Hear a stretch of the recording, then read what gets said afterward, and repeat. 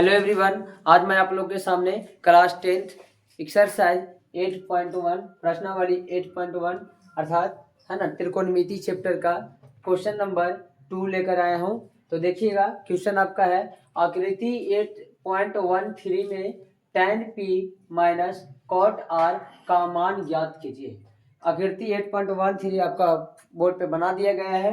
तो इसमें आपको कहा जा रहा है कि tan p minus cot r का मान ज्ञात करना है। तो tan p आपका थीटा के जगह पे p दे दिया गया, समझे। इसको tan theta minus cot theta भी बोल सकते हैं, लेकिन क्वेश्चन के अनुसार p और r दिया है एंगल के जगह पे, वो आपको ध्यान देना है।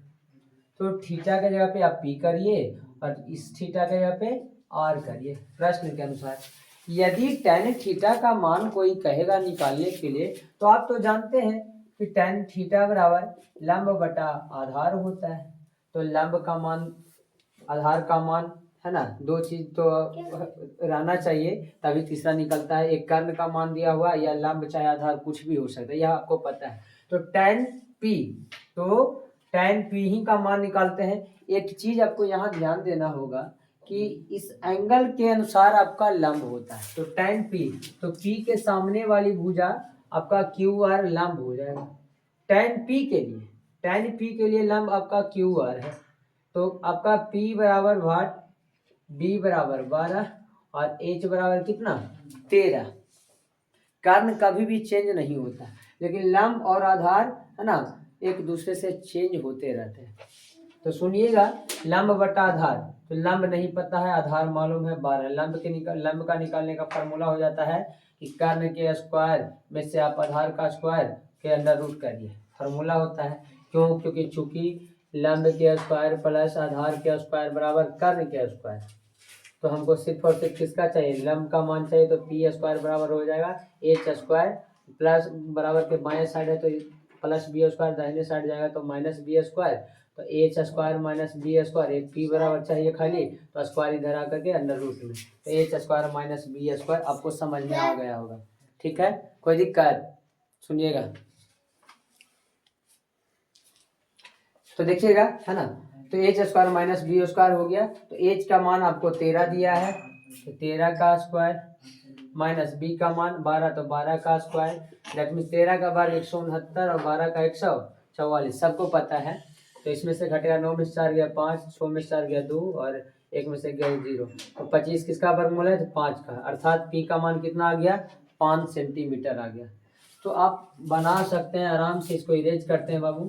देखिएगा, तो tan p मतलब लंब बटा आधार फॉर्मूला होता है, घटाओ cot थीटा के लिए होता है आधार बटा लंब, तो आधार बटा लंब, यही फॉर्मूला होता है। तो p के जगह पे 5 और आधार के जगह पे 12, 5 बटा 12 में से घटेगा। आधार का मान कितना अभी निकाल लिए? 12। लेकिन एक चीज ध्यान रखना है कि cot r है, तो cot थीटा का फॉर्मूला जानते हैं, आधार बटा लंब होता है। तो आधार का मान इसमें कौन होगा, लंब कौन होगा, ये कंफ्यूजन हो जाएगा।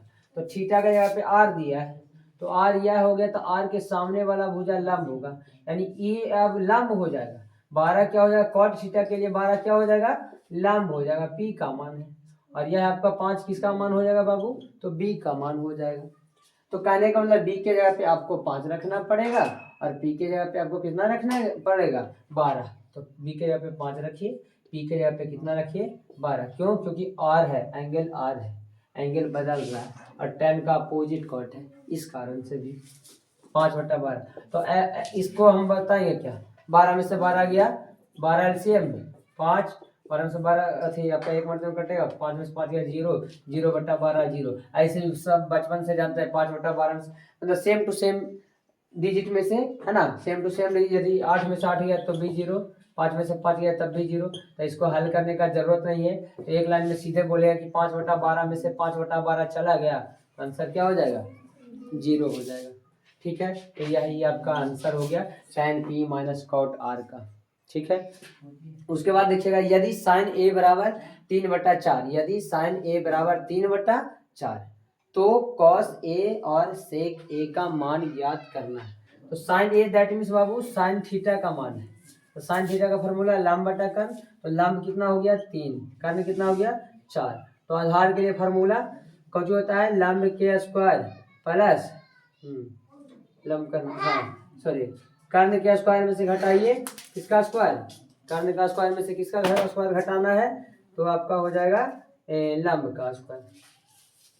तो कर्ण का स्क्वायर मतलब 4 का स्क्वायर, लंब का स्क्वायर मतलब 3 का स्क्वायर, 4 का स्क्वायर 16, 3 का स्क्वायर 9, 16 में से 9 हो जाएगा √7, है ना, रूट कितना हो जाएगा 7, अंदर √7। तो किसका मान आ गया 7 आपका आधार का। कोई दिक्कत? फिर देखिएगा, कह रहा है साइन थीटा बराबर 3/4 दिया है, तो बोल रहा है कॉस ए का मान, तो कॉस ए फॉर्मूला लिखिए, कॉस ए आधार बटा कर्ण होता है, आधार बटा कर्ण, आधार कितना निकाले √7, कर्ण कितना निकालेंगे, कर्ण कितना हो गया 4, तो √7/4 हो गया।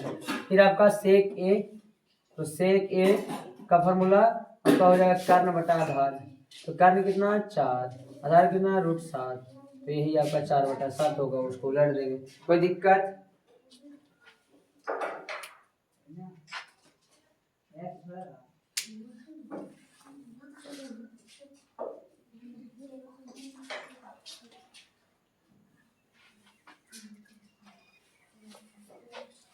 तो चलिए मिलते हैं नेक्स्ट वीडियो में, और ऐसे ही वीडियो देखने के लिए चैनल को शेयर सब्सक्राइब एंड लाइक करना नहीं भूलिएगा। लेकिन इसमें आप एक क्वेश्चन दे देते हैं और बतलाइएगा, क्वेश्चन है सेम यही क्वेश्चन रहेगा, साइन ए एग्जाम है ना, ये आपको होमवर्क रहेगा, साइन ए बराबर 3/4, तो सेक ए कॉमा tan ए बराबर भाट,